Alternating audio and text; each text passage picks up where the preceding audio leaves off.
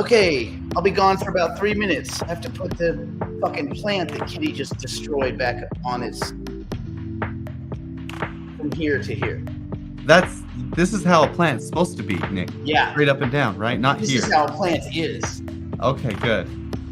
We gotta go to here. We gotta go from here. All right. That's good. Little bitch. All right. All right. Wait. Turn the music down. Okay, we're good. All right, here we go.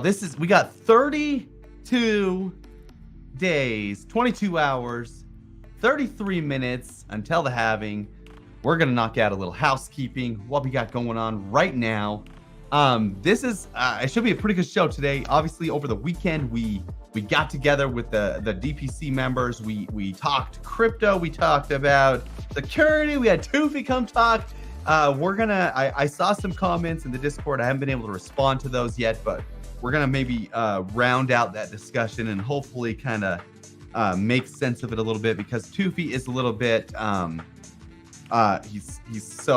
dude, he is such a nice guy, man. He is such an awesome guy. So it's a little bit hard to sometimes you take what he says and you have to like translate it to like us normal people. So that's what we're gonna do today in the show. Obviously, we're gonna be going over some Bitcoin stuff and some other things that are happening in the market. But we do have a couple of items of housekeeping that I want to go over that I've seen people do that I think is a little bit of a faux pas. So first one right here, we're going to go check out this fetch listing. So somebody listed fetch, 200 fetch at 550. That's fine. It's your prerogative. But nobody's going to fill that order with gas at $100. Nobody's going to buy $500 a fetch. It just doesn't make sense. It makes their cost basis go up. So it's just a waste of time. If you want to put that order in, that's fine. That's your prerogative, but it's just not going to happen. Oh, hold on. I got to take me off my screen off the screen. I got to switch. No, I'm going to actually leave me back on. So we're going to go over this other thing. A couple people were having troubles with the listing, so I'm going to go over that just in a second. But first, everybody's having trouble with the Singularity Net bridge. And I get that. Their website is kind of clunky and it doesn't explain things very well at all. When you are bridging your BNB hypercycle over to ETH hypercycle, do not use exchange. There's what this does is it's basically a bridge that bridges from one asset to the other. They've set up a perfect bridge for this. So you go over to the bridge, which is right here, and people want me to make a video on it. I'm not going to make a video on it because it's one click. Like, it's literally one click. You put in how much hypercycle you want to bridge over. So 1,000 BNB Brandon, hypercycle. Could you make that? Could you make that 3 seconds a video? Could we make a 3-second video? This, yeah, I mean, I could, but like, geez, guys, like, seriously, I get requests, and it's literally you go to bridge, which says bridge. This is the bridge that they've built. It goes hypercycle. You make sure your BNB wallet's connected. I guess that's a big part of it too. Maybe I can make a video. I don't know. Anyway, and then you bridge to the ETH. It's that I have 0 hyper. That's the other thing. I don't have any BNB hypercycle. I'd have to get some to make which somebody would have to send me some because I can't buy any anymore because they pulled liquidity. Anyway, and then you hit bridge right here where mine says insufficient balance. It'll probably say bridge. And then that's it. You sign the signature in your wallet. It might take a minute to go over. It might not, but it's super simple. The problems that I've seen people having are they either forgot to unstake their BNB hypercycle. Remember, if you've staked, this is Singularity DAO contract thing issue. But if you've staked your BNB hypercycle, it's locked up in that contract. What you have to do is sign the signature to go unlock that, pull that into your wallet. So right now you don't own your BNB if it's in the vault. It's in Singularity DAO's contract. So you got to go pull that out of the contract, put it in your MetaMask wallet, and then you'll bridge that over to the ETH hypercycle. It's super simple. Hopefully that you've had that. And yeah, Frank brings up something good. Make sure that you're on the BNB chain. So when you go to your MetaMask wallet up here, it's got to be switched over to the BNB chain. See how I'm on the BNB chain? Up here, you'll switch it. So make sure you're not on the ETH chain. You just go to the BNB chain. Okay, so it's super simple that way. So I'm actually going to switch back to the ETH chain so that we can see another thing that everybody was struggling with. You'll notice when I'm on the ETH chain, it doesn't show up that I have anything or any hypercycle. Oh, I guess it shows my ETH hypercycle in that wallet. So that's good. But I'm going to go back over here because I think this is important as well. When people were listing, I have no fetch in this wallet because it's all staked. when people are listing, they were having troubles listing again. I don't know, maybe just a few people, but it's super simple. If you want to buy some fetch, you just put in the price you want to buy it at. So I want to buy it at $2.45. Hopefully it comes down to there. If it doesn't, whatever. Let's just say I want to buy 1,000 fetch.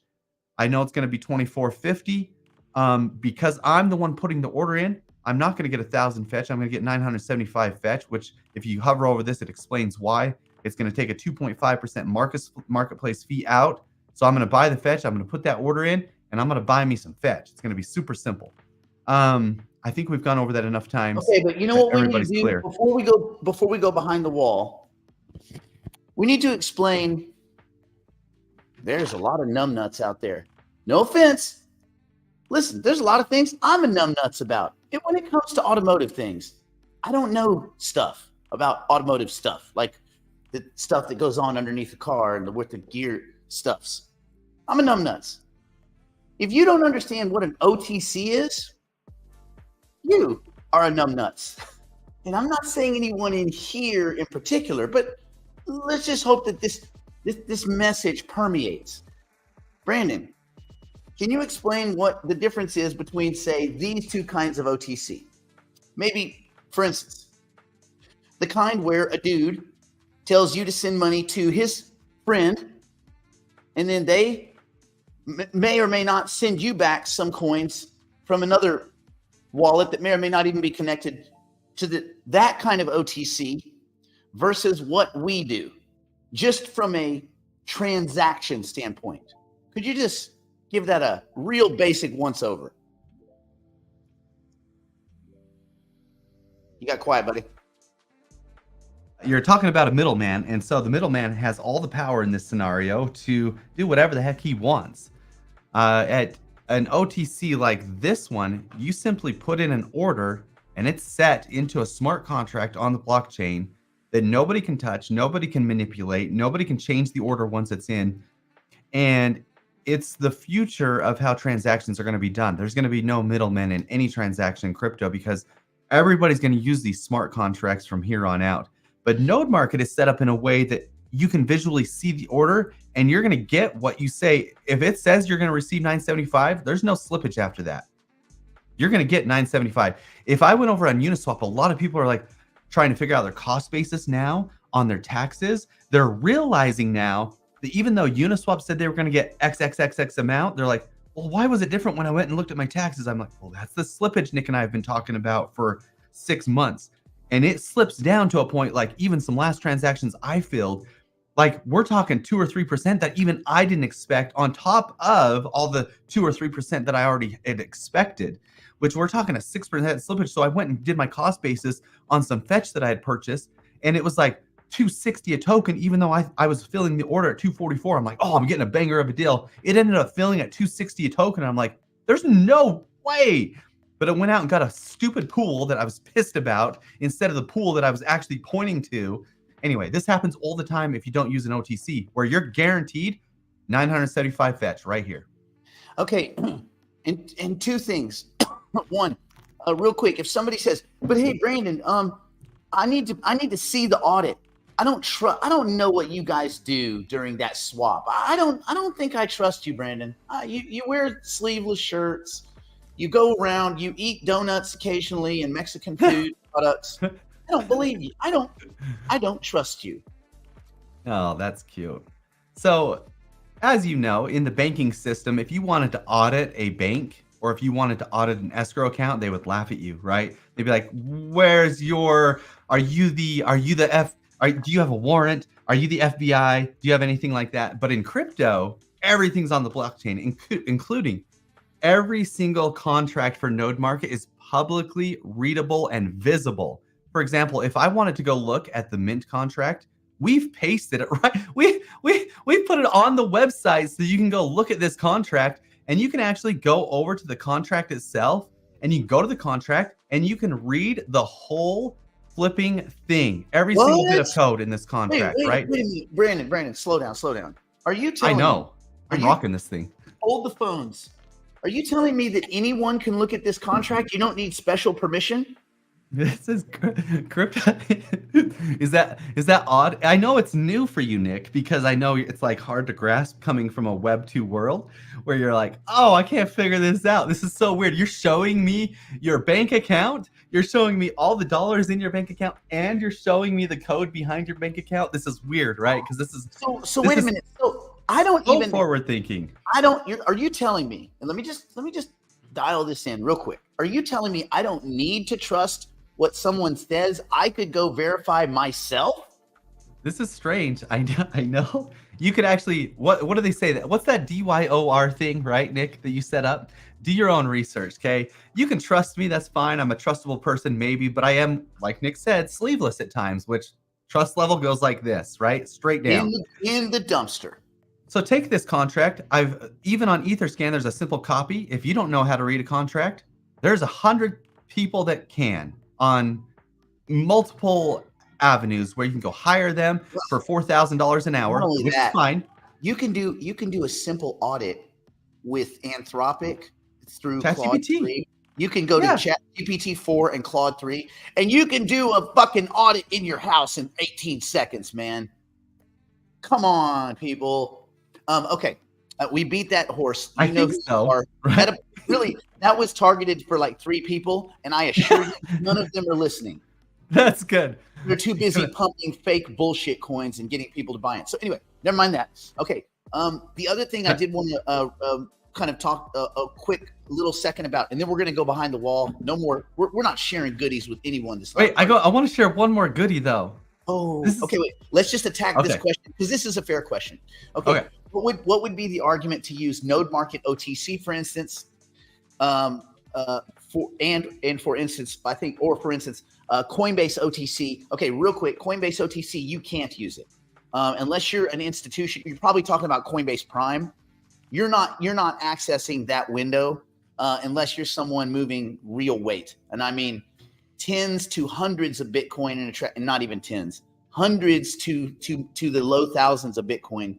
You're not accessing Coinbase Prime. You're not an institution. You're not Fidelity. You're not BlackRock. You're not. Go down the list. Okay, so that's that. Second of all, that's some mixture of code and people. It really is a desk where you talk, and they kind of talk these transactions into being.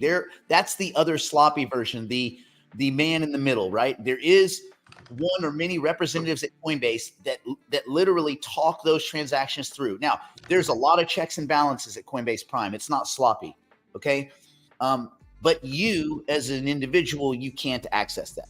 And if you mean advanced trading option, it all has to do with what you're intending to do, how much you want to signal what you're doing, and the quantity, kind of the state of the market. So the way I would say it is this: if you had 140 tokens, 3,000 tokens to sell of any token, it's probably easier when it's all said and done, certainly faster, to just swap it right in your wallet and take the hit.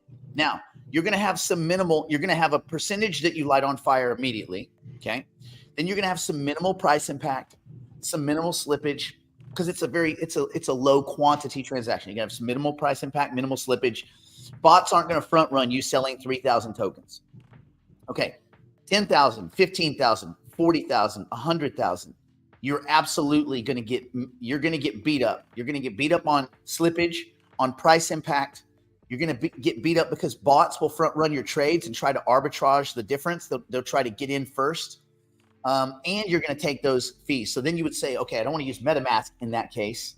And I don't want to go to an exchange unless I do the math. And the best way is, and especially as you guys are getting going, do the math. Open up Coinbase if it's an asset that trades on Coinbase. Look at the swap. So for instance, I did a transaction this morning where I bought Ethereum on Coinbase. It was cheaper than buying it in MetaMask. It was cheaper to send USDC to Coinbase, at Coinbase, purchase Ethereum, even though the fee is 50 basis points, because that was cheaper than the guaranteed 1% loss right from the start in MetaMask. And even at Uniswap, I was still going to get hit for like almost a full point before any slippage. And it was a not insignificant order. It was like well, I'm not going to say it, but it was not a small amount of Ethereum. It was my last big Ethereum purchase. So I was better off at Coinbase, weirdly enough, because that 50 basis points was better than the scenarios at Uniswap and the scenarios at in this particular case. You've got to do the math.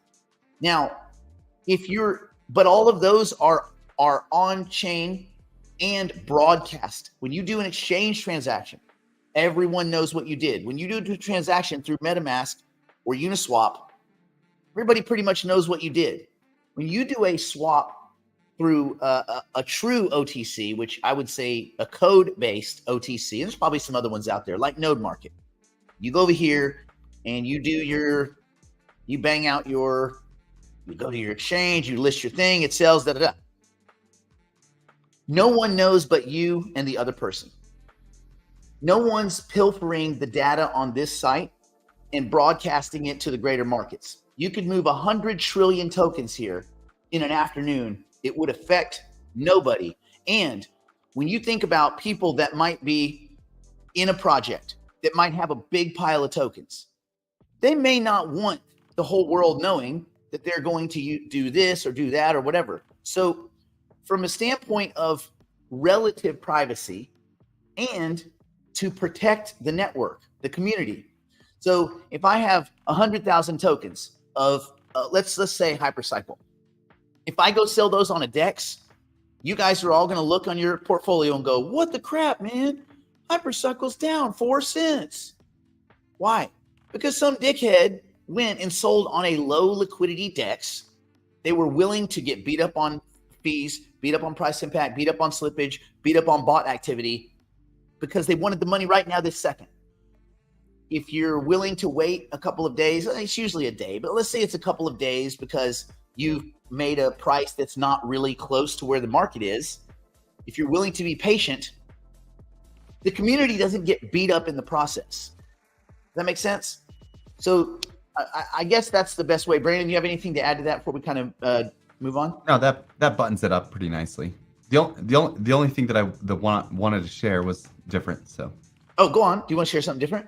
Yes, this is just some little updates here. We have the listing pages. This is back-end listing pages for Node Market of listing your bundles and stuff. But the cool feature that we've added kind of behind the scenes that we've been working on this week. Oh, by the way, the last thing that's important. A lot of you guys are getting like a blockade type message when you were going to Node Market. So Blockade instigated some new security measures with all MetaMask. Now you have to actually whitelist with them so that you don't get that little message or error. We've done that on Node Market. So if you get that error anymore, just let me know. But they said we're whitelisted now and our contract is good. Nick, they had to go through our audit. They had to go through our contract, check it out, make sure that it was clean. And they said we're good to go. So there you go. They checked it out. I don't trust them. Can I audit their audit? You do whatever you want. This is super, everything's wide open. Anyway, so what we've done is we've created a spot where if somebody lists some licenses, you can actually, if they have it listed for like some crazy amount of $1 million, but you think they're willing to budge, this is what I do in the NFT space all the time. I wanted to put offers in. So sometimes maybe they're like, oh, fine, I'll just take the offer. We made it so you can make offers on things in Node Market too, just for fun. And I think that's pretty cool. So anyway, we have all the offers. If you want to accept an offer, that kind of stuff, it's really cool. This is so clear. This is beyond clear. Ada, first of all, love the name. Second, no, he didn't say 10 per node per day. 10 per node per month, 30 cents per day. Listen, I want everybody to write it. There's 283 people here. It is very likely, come on, get ready, get your fingers ready. It is very likely that a Hypercycle node will generate 30 cents per node per day. I say likely because we don't know, man. And to rest, many of you rest assured, you're like, hey, man, we're supposed to have compute. It's March. What the shit? Well, what the shit is that the on-road, but the on-ramp between nodes, licenses, mirroring them and pushing them to the different facilities to start compute. The little on-ramp is not finished yet. They're doing a lot of background work. HyperPG is doing a lot of work so it can onboard people. They can't open the floodgates, but there's no way to get there. So you have compute, which is ready. You have nodes, they're fine. You have licenses, they're fine. The merging part's a little gooey, a little sticky, and Brandon and the team have created a more elegant way to do that transaction and end up with that basket of assets, that stack of assets.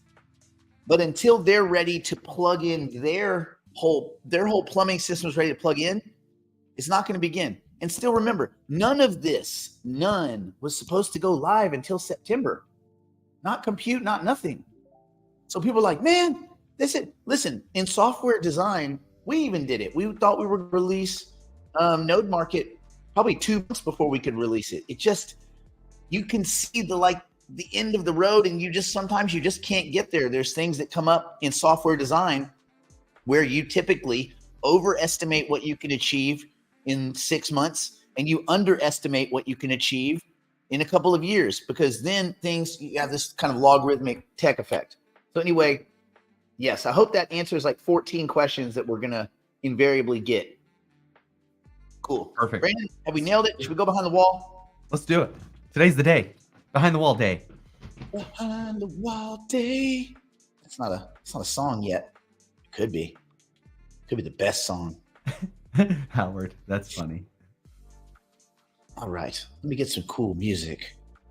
Dun, dun, dun. Oh, and we'll see behind the wall.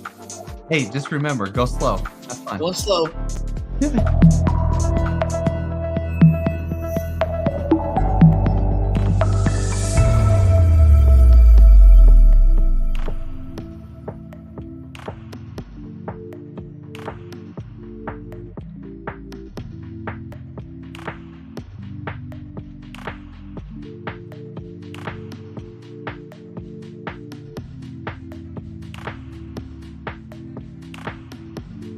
All these people, they could be joining us behind the wall. They choose not to. They choose not to.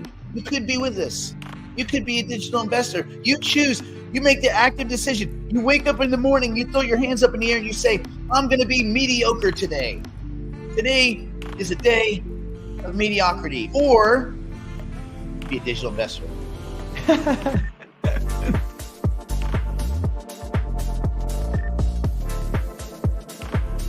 Going slow.